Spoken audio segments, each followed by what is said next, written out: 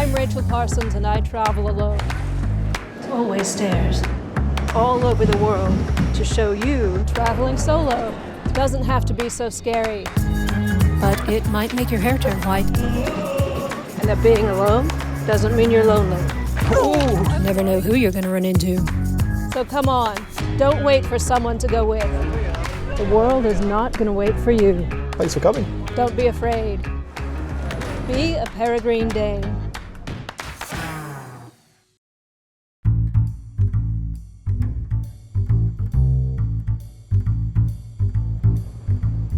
I've had some rough long-haul train journeys. I've had some good long-haul train journeys. But in the US, long-distance train travel is on another level. Because in other countries, no matter how unpleasant the experience, I always got to my final destination. All right. I'm gonna try this again. I don't know if it'll work. I hope this time I get to where I'm going. Glutton for punishment that I am, after a wretched cross-country Amtrak trip that wasn't in 2023, I'm giving a long-haul route another chance. I'll spend the next 38 hours on a train from Los Angeles to Fort Worth, Texas. Though if last time was any indication, I'm not going to hold my breath.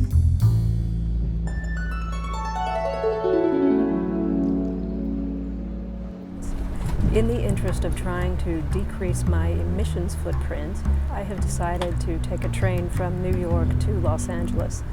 To do so, I have to take about a 24-hour ride from New York to Chicago, where I have a 4-hour layover. Then I'll continue on different train from Chicago to LA. That's the fastest route that Amtrak offers. I leave New York on a Monday afternoon. I get into Los Angeles on a Thursday morning. So far it's off to a decent start, although the Wi-Fi isn't working. It's a winter wonderland out here between the cars. Now I get to do the good old duffel shuffle for the next 4 hours. Worth it to spend a few hours in Chicago. Day number 2, train number 2. There's no internet service anywhere on this train. But there are 2 medical evacuations from my car. In the middle of nowhere, New Mexico. Possible drug overdoses. And have I mentioned I'm doing this entire trip in coach? Which is cheap, but ill-advised. Physically, I'm wrecked. Sleeping between those 2 chairs I've got, even though they're, spacious and they recline, is killing me. I've got a strain in my back that's working up its nerve to erupt into something bigger. The cars are starting to smell a little. I think I'm just gonna rest here in the lounge for a little while.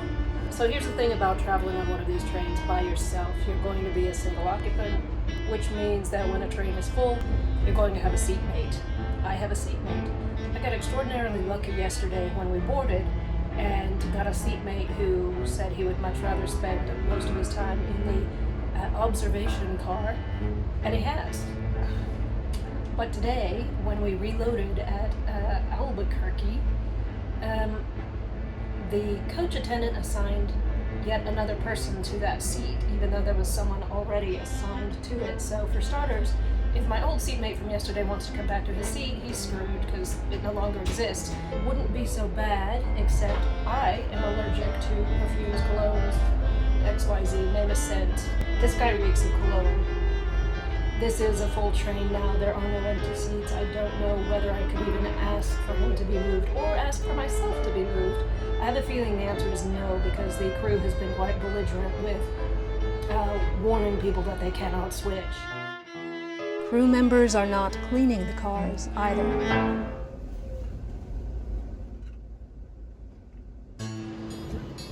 It's about 9:20, almost 9:30. Third night on this train. Toilets behind me, wonderful. We've been held at a service disruption stop. Something has happened along the line. We're stopped in Winslow, Arizona. No idea how long we'll be here. The conductor doesn't know. After an hour's wait, we realized that the service disruption that we were told happened earlier is in fact a train derailment on the west side of Arizona. We're on the east side of Arizona. It's a freight train. We've been foiled by corn syrup in the cacti. Which means the lines are shut down indefinitely while National Transportation Safety Board and whoever else needs to be involved goes out and investigates. But we are moving no further tonight, and at about 10:35 at night, we have been told we're going to go back to Albuquerque. Almost 12:30 in the morning of the third day, now middle of the night, between the second and third day, and we finally got an engine on the other side of our train and the other end of it, and are on our way back to Albuquerque. It took around 4.5 hours to get from Albuquerque to Winslow. So we're about to go backward 4.5 hours and then have Amtrak tell us how they're going to get us all to where we're supposed to end up.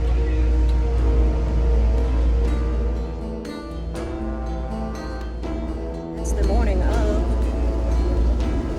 the fourth day, and yes, I'm still counting the day I got on, the afternoon, as a whole day. At this point, it feels like a whole week and a half ago. In my alternate universe, this would be the time when I would tell you that I was 2 hours from rolling into Union Station in Los Angeles. But we're still a couple of hours outside Albuquerque, New Mexico. It has taken 12 hours to return to Albuquerque from Winslow. So we're about to go backward 4.5 hours.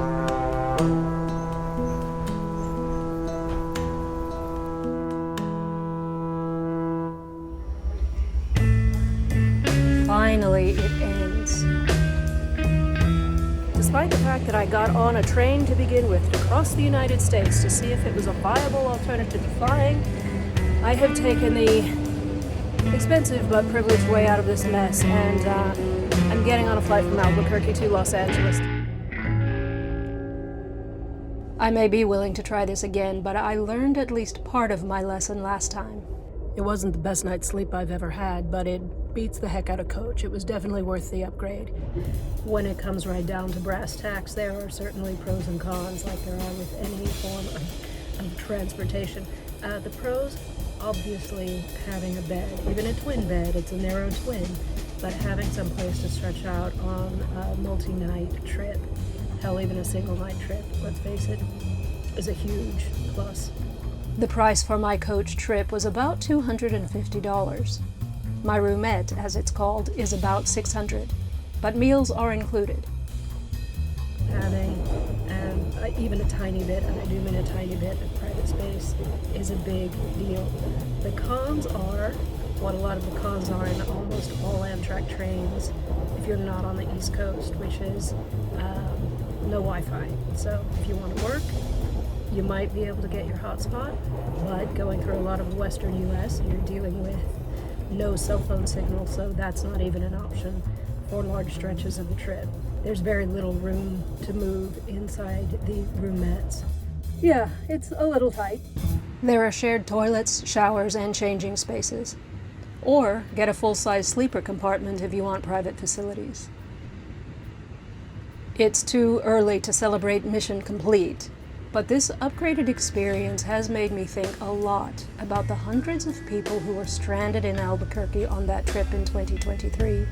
Across the U.S., thousands rely on these aging trains as their main, if not only, source of affordable long-range transportation. Places such as La Plata, Missouri, or Mendota, Illinois. It was not lost on me that I had the option to fly home from New Mexico, while a lot of passengers didn't. Amtrak is a lifeline for many people. During his first administration, Trump proposed eliminating these long-haul routes completely. Although Congress rejected that, it did still make steep budget cuts, even though ridership had increased over the previous decade. Biden, famous for using Amtrak himself, increased funding, and his 2021 infrastructure legislation provided money for a federal and state partnership to expand rail service across the country. Ridership increased on the existing network then, too. Since Trump came back into office, Amtrak's budget has been cut again. In 2025, Amtrak said it was no longer pursuing any high-speed rail projects, calling them a waste of taxpayer funds. More cuts have been proposed for 2027. As for me, I think I'm actually going to make it this time.